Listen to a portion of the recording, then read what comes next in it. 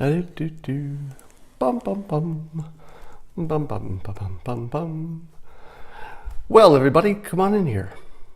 Gather around, find a seat, make sure you've got a piping hot mug, cup, or vessel full of coffee. Could be a different beverage. I won't judge you. And here it comes, the simultaneous sip. Oh.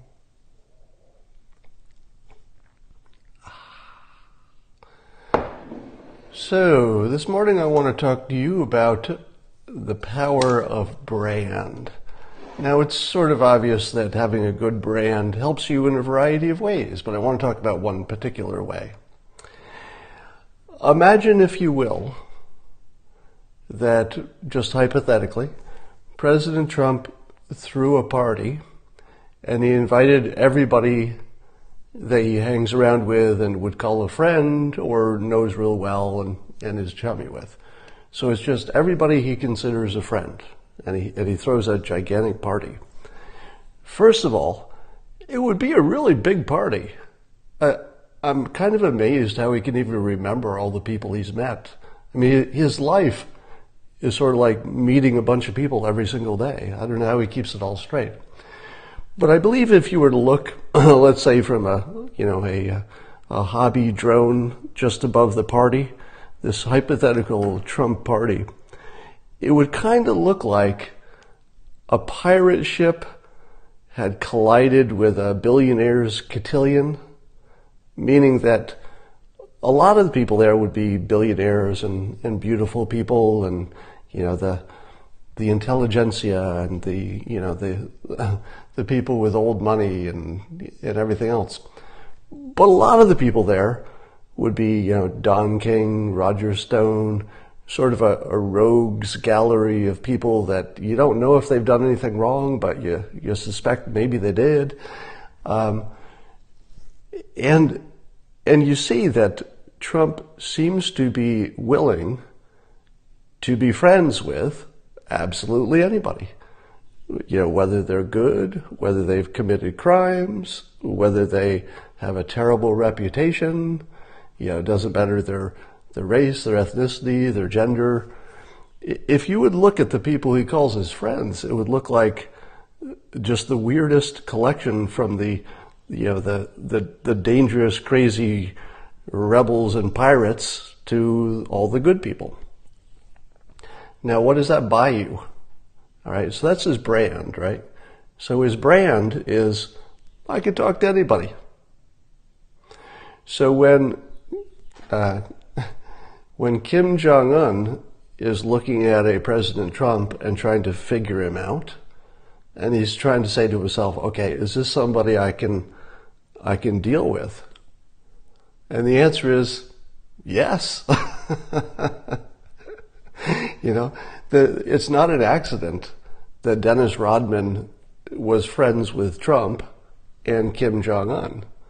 If Kim had his operatives trying to figure out, tell me more about Trump so I know what I'm dealing with here, one of the things that he surely learned is that Trump doesn't seem to be judgmental about people.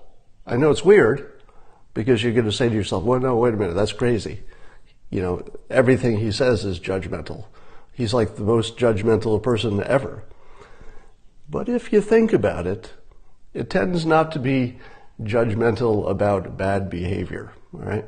He's shown a at least if it's not directed at him, he's shown a capability to deal with, dangerous people all over the place, and he seems to do it easily. Now, I'm take that brand idea and then move it over to Kanye. So Kanye was sort of stuck in a channel. All right, he was a African American. Well, he is African American, rapper, musician, superstar, and he wasn't really allowed to deal with other people. It's like he would be deeply judged if he, put on a red hat and talked to President Trump and retweeted me. It's like, you can't associate with the people on the other side. But Kanye is saying, hey, my brand is I'm going to love everybody, going to talk to everybody, going to listen to everybody. That has nothing to do with agreeing with them. That's just a whole different category. I can, like them, love them, hang out with them. I don't have to agree with them. And I believe that's sort of a superpower for your brand if you can get away with it. You may have noticed that I have, for a long time, been trying to create the same brand power. So some of you watched the saga when I was invited recently to be on InfoWars, and I tweeted that I was going to be on there. And of course, all the people who think that InfoWars is a blight on the world came to me and said, oh, you can't talk to them, you're going to ruin your brand. Scott, don't do it, don't talk to them. And of course, my immediate reaction was, well, now I'm definitely going to talk to them. Because the moment you tell me who I can't talk to, who I can't like, who I can't love, who I can't spend time with, we're parting company, all right? Because that's one of my most fundamental rights that I exercise as much as possible to make sure it doesn't atrophy, is the right of free association. And this started early with me. It started when I was maybe 12 or 13, and my friends, the people I hung around with, were all the bad kids. Now, I say bad kids without judging. I mean the ones who were in trouble with the law, the people who broke every rule. They were doing drugs, they were drinking, they were, having sex when they were too young. They were doing everything that kids are not supposed to do. And those are the people I hung around with. And I remember there was a teacher who pulled me aside and said, I'm paraphrasing, but he said, I've got some life advice.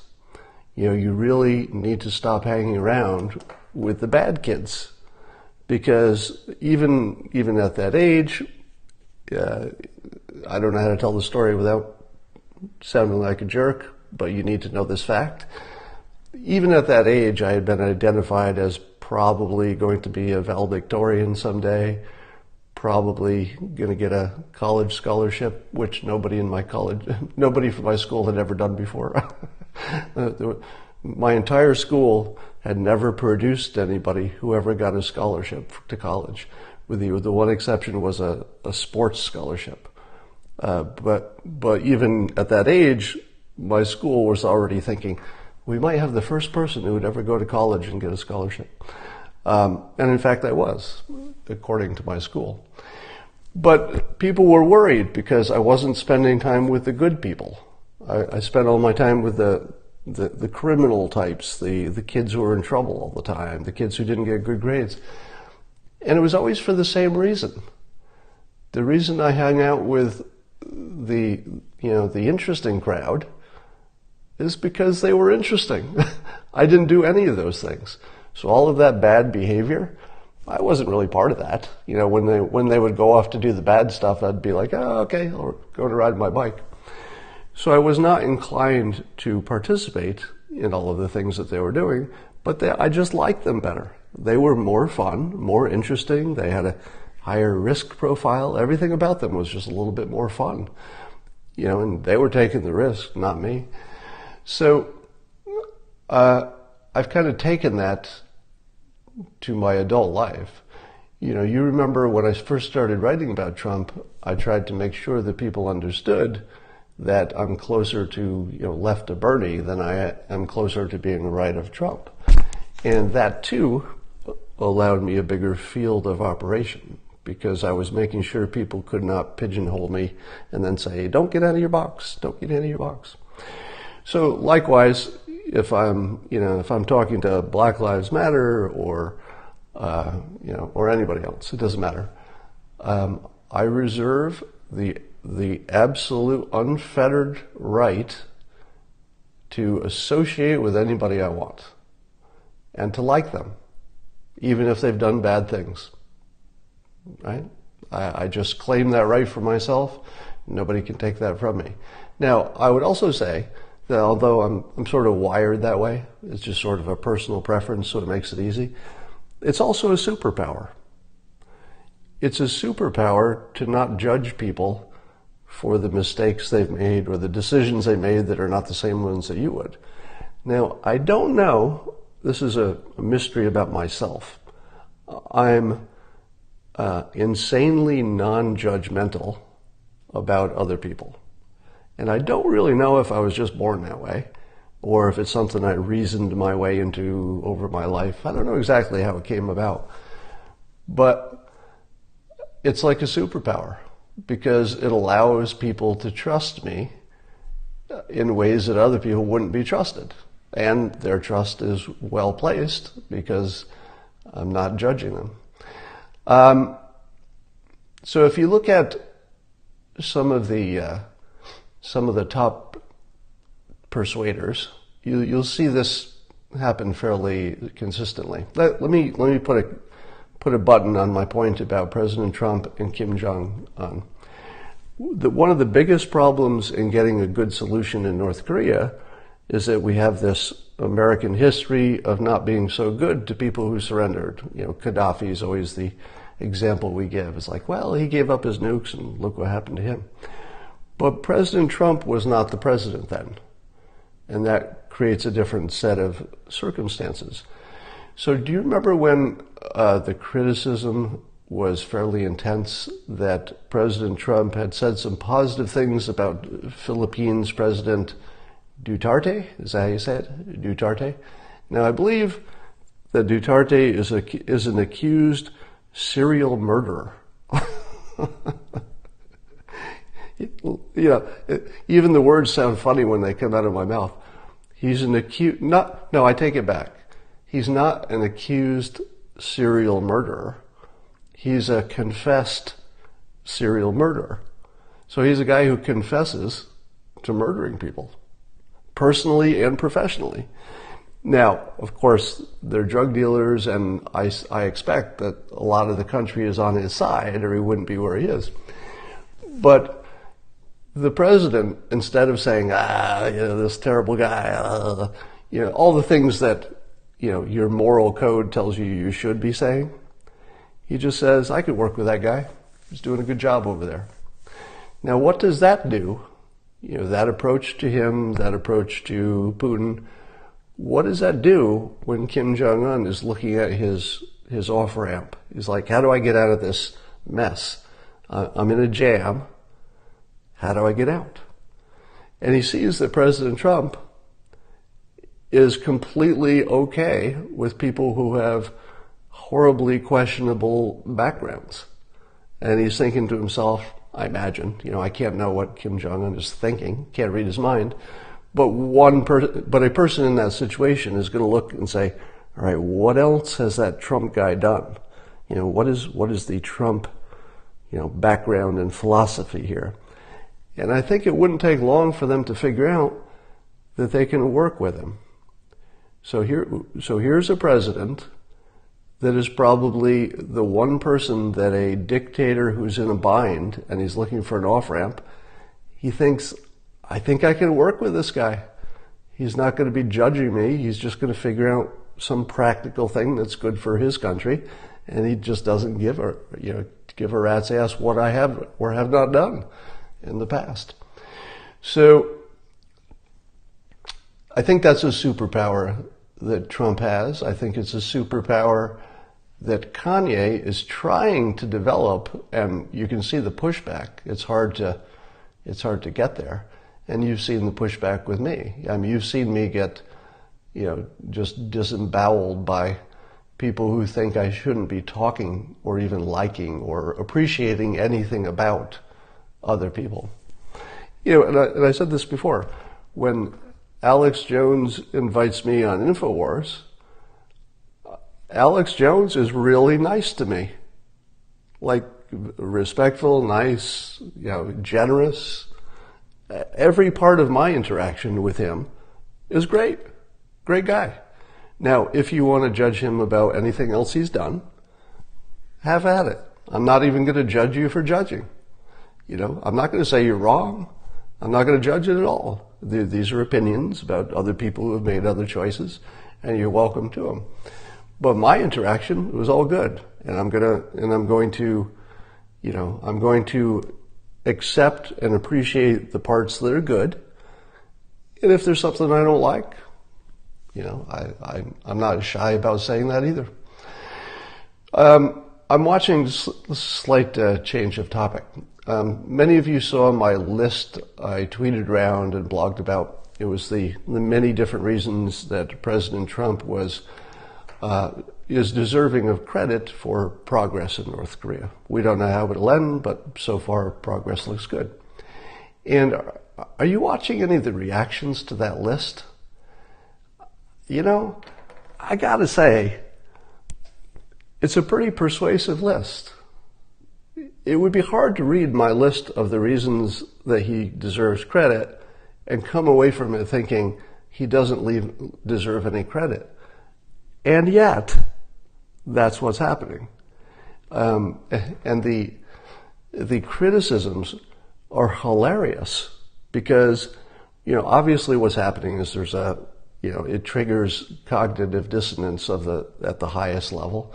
I mean, the thought that this president that they had such a low opinion of could solve the unsolvable is just sort of a mind-breaking experience. So people are having a legitimate mental problem because the reality is not conforming to anything they think is possible.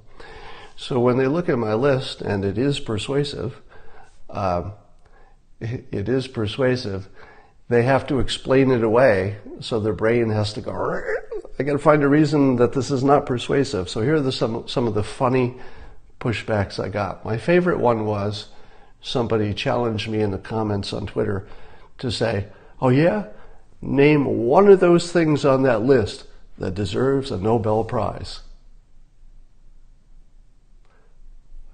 That's not how it works. That's like saying, name one part of my car that you can drive. Can you drive a tire? Can you drive a hubcap? Wait a minute, I'm doing this all wrong. You know who's coming. You know who's coming. Oh yeah? Which part of the car allows you to drive it? Is it the glove box? Is it the turn signals? Try driving a car with just turn signals and nothing else. That will work. Scene. So the idea that you could look at any one of the many things he did, and that's the part that gets him the Nobel Prize, I don't think it works that way. It's kind of all the things you do or nothing, it's kind of the package. The other funny pushback is, it goes like this. Dale, can you tell us the other funny pushback?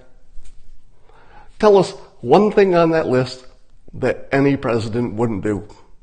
Name one thing that any other president wouldn't do. Well, Dale, here's one thing that no other president would do. Solve the problem. How do you argue with the fact that the things he's doing are getting to a good result?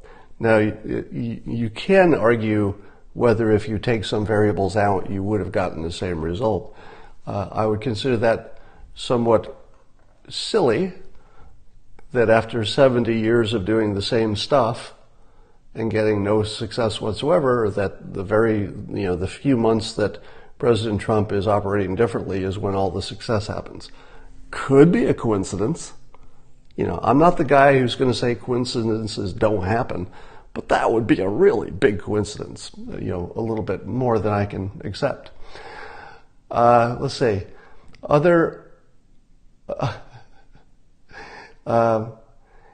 In particular, the things that are on the list that are not normal for other presidents is the war on companies instead of countries.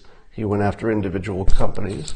That was strong. He put more pressure on than anybody's ever put. More verbal pressure. And he also opened up the possibility of being friends. So there's just a lot there going on with his relationships with the other leaders and everything else. It's a pretty strong package. You'll see my list if you look. If you see my list, you'll see that it's a strong package. All right.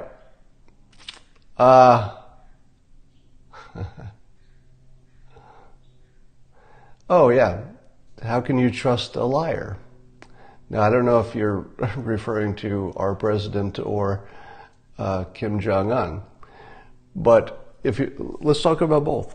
So one of the big criticisms I'm getting is it goes like this. Oh, Scott, study your history.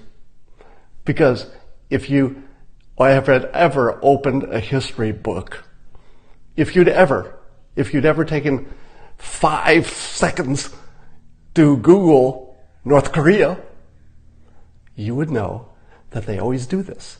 They promise to get rid of their nukes, but then they don't. They don't do it. And you know who doesn't know that? John Bolton. John Bolton has never noticed that sometimes North Korea doesn't keep their promises. I don't know, maybe it's his mustache. Maybe his mustache is keeping the knowledge from going in his ears. But he doesn't know. Of all the people. You know what's funny? All of my friends know it. Everybody I talk to knows that. Look, my other friend Dale, my name's Dale, but his name is Dale too. Ask him, he'll tell you. He knows North Korea does not keep their promises. But does John Bolton know that? Even though that's his whole job and his life and his reputation? He does not know that. I don't know why. And see. Yeah, so there's a belief among my critics that they alone have noticed that North Korea has a history of being undependable with these agreements. I'm going to go out on a limb and say John Bolton probably knows that. I know. I can't guarantee it. I'm not a mind reader. I can't get in his head. But I'm just going to go out on a limb and say, I think John Bolton has noticed that they're a little bit undependable and maybe you need a little bit more assurances. Maybe you need to have their nuclear program already on a boat and floating away from the island before you loosen up on your sanctions. Whatever they're doing, I'm pretty sure they're dealing with that problem. All right, so let's see, what other pushback am I getting? The main pushback I get, here's another one. It goes like this. To my list, if you're just joining, these are the pushbacks to my list of why President Trump deserves credit for progress in North Korea. And Chin and Dale, I don't know what that means. All right, so why he doesn't deserve credit is, I forgot my reason. It goes like this. Somebody will read my long list of why he deserves credit, and then they'll leave a comment that goes like this. LOL. Are you crazy? Are you serious? Seriously? You're saying that the stuff on that list deserves credit? Oh my. This list? And scene. And they just leave out any reasons. And the other one is, you think this deserves a peace prize? You do understand that everything on this list is like threatening war? And you do think that deserves a peace prize? So I'm getting that one.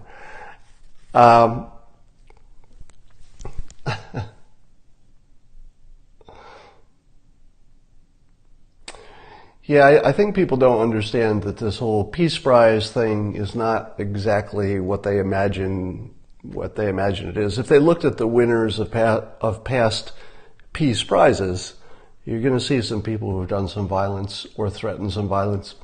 And if it takes a little threatening of violence to get to your peace, well, that's one way to get there. So I was going to get to the question of President Trump's lying. So one of the criticisms I get is I'll say something like, I'm glad we elected this president because I was confident, or at least hopeful, sort of hopeful, short of confident, that he could make something happen in North Korea where others could not. And here's another one of the pushbacks I get. He lied 3,000 times in 1 year. And I'll say, he avoided nuclear war and solved the hardest problem in the entire world by getting a good result in North Korea, or so it looks so far. And they'll say, how can you have a president who lies so many times? He lies. And then I say, could you give me an example of how the lying has influenced an actual thing that matters?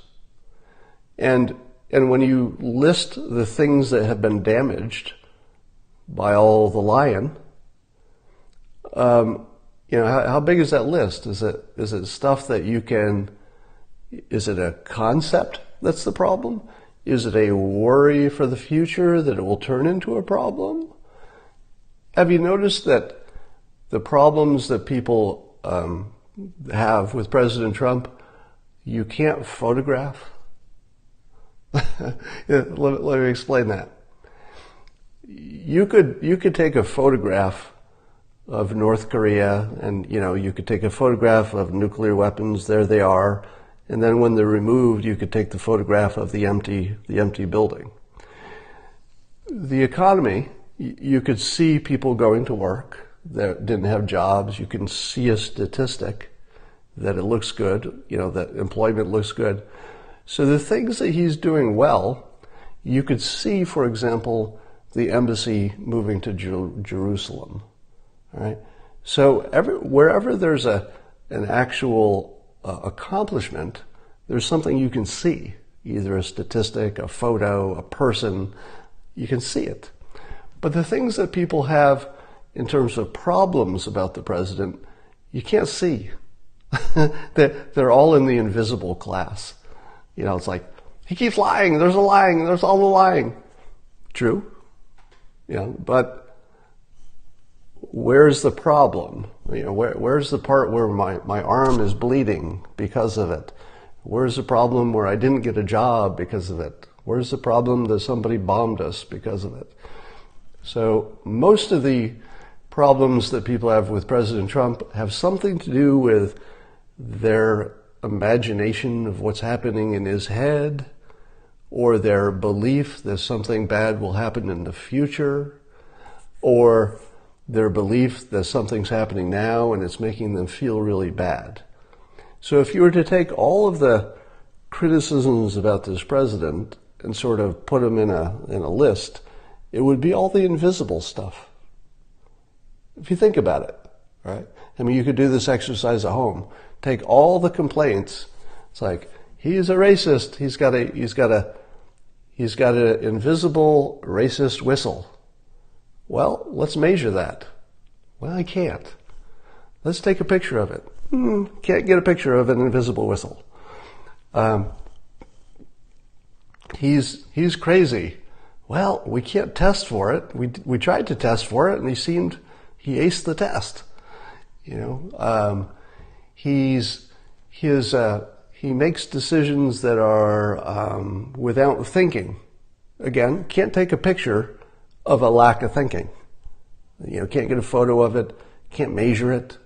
How do you measure somebody's internal thought process?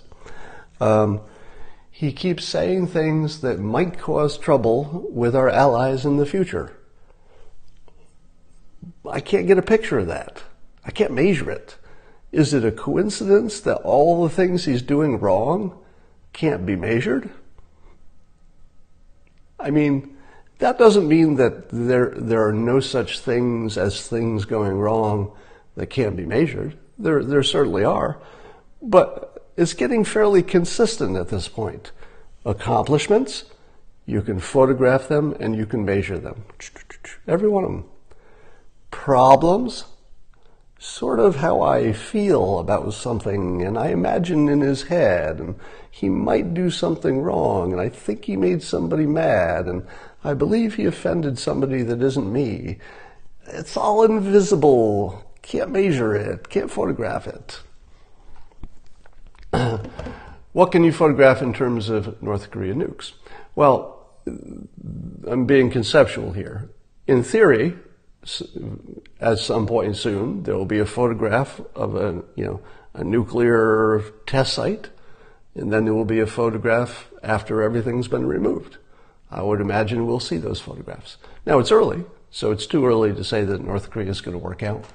Pompeo told us the same thing. He said, we're optimistic, but it's too early to say this is going to work out.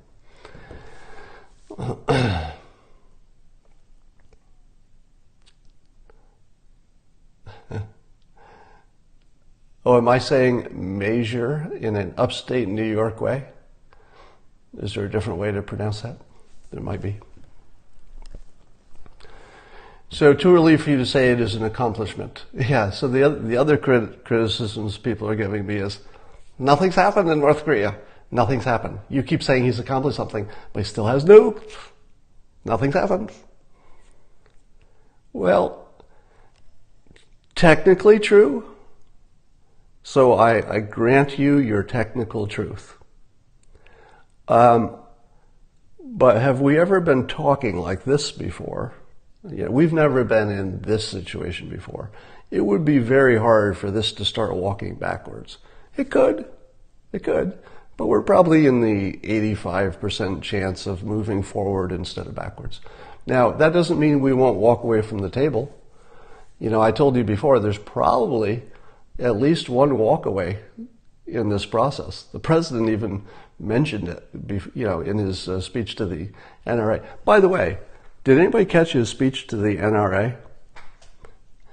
That was probably his best work. I thought his NRA speech was he's getting so good at the comedy when he has a friendly audience. It was really good. All right, let's talk about this Judge Ellis, T.S. Ellis, who CNN called at least once T.S. Eliot, but only once that I heard. So he did some pushback on this whole Mueller thing about Manafort and said, hey, you're not really after Manafort, you're just going after him to find a problem so you can go after the president.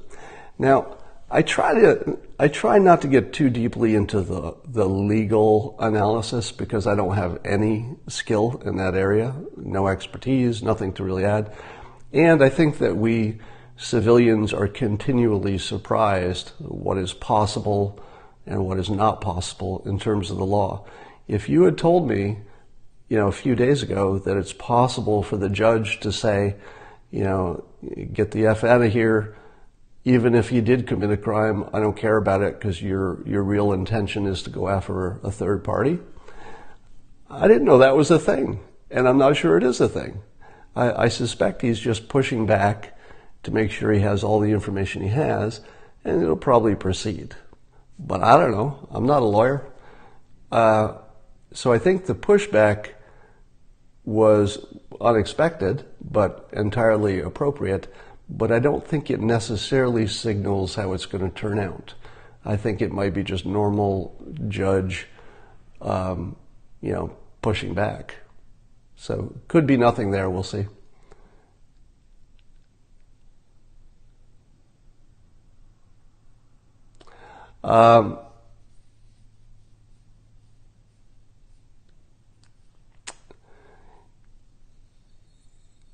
Not normal, but not important. The judge confirmed Mueller's witch hunt. Now, what would happen if we're looking at a midterm election in which the Mueller investigation is wrapped up and didn't find anything important, and North Korea is looking good, and we've watched over the summer some programs roll out that are specifically beneficial to the African American community, because those things are actually in the pipeline right now. We just don't have any meat on it. You know, there's urban redevelopment. There's and I'll talk more about that in coming days. There's some prison reform coming. I don't know the details of that. Probably some flexibility on marijuana. Maybe something else about drug crimes. So there could be, and I hope there's something about vocational training happening. And by the way, one of the big unspoken facts is that your average, well, should I say this?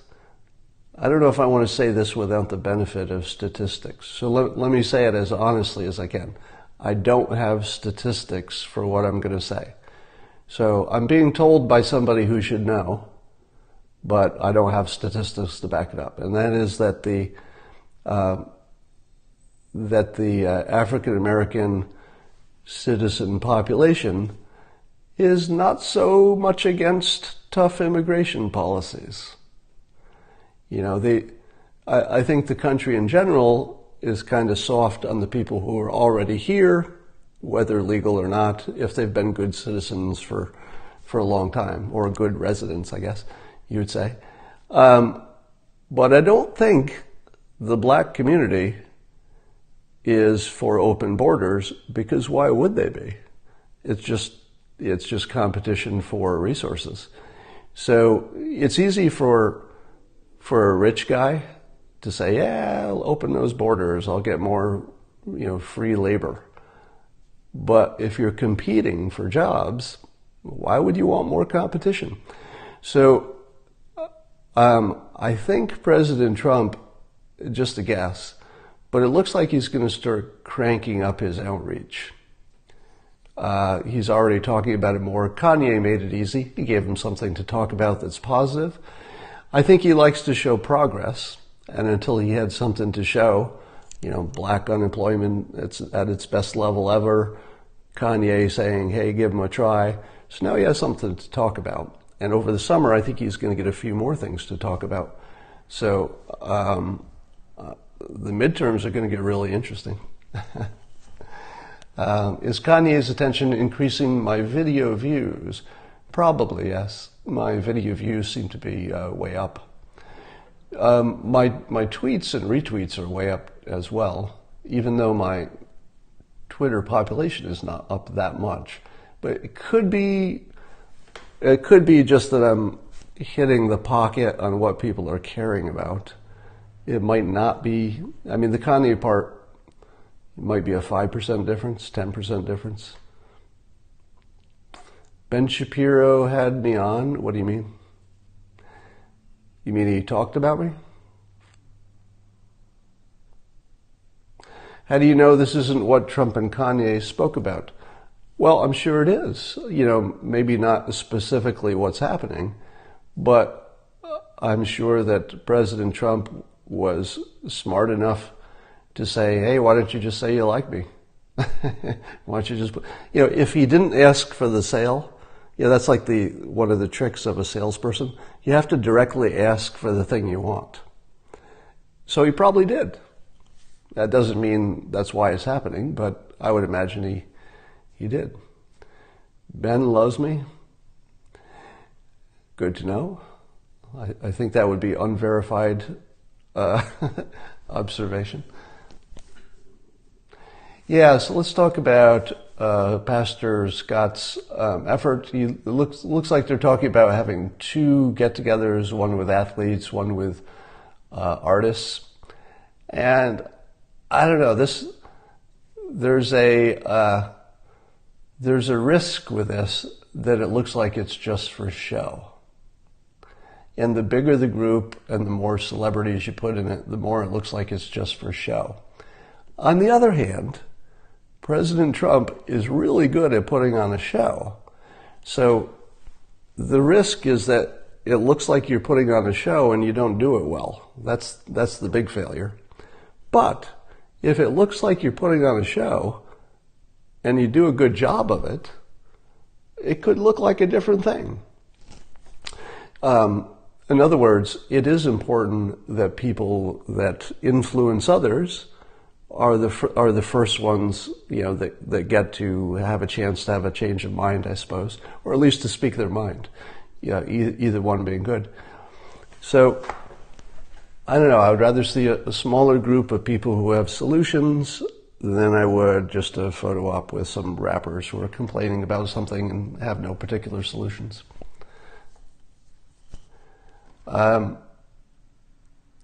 Reaching out to his opposition is a winning strategy. That is correct. It doesn't matter how the meeting goes. The outreach itself is at least something. All right. I am going to go do something else now, and I will talk to you all later. Have a great Saturday.